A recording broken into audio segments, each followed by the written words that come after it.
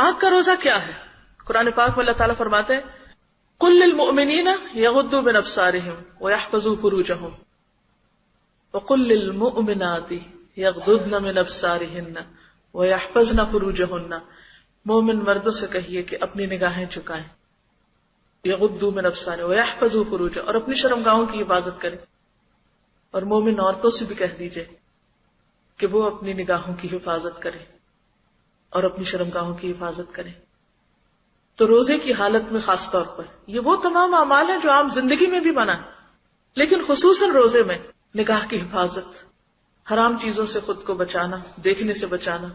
خواہ وہ لائیو ہوں یا وہ کسی مشین پر ہوں، ایسے مناظر سے خود کو بچا کے رکھنا بے حد ضروری ہے، کیونکہ نگاہ کی حفاظت سے انسان فتنوں سے محفوظ رہتا ہے، اور جب نگاہ محفوظ ہوتی ہے تو انسان کا دل محفوظ ہوتا ہے، اور یہی پھر دل کا روزہ بھی بن جاتا ہے،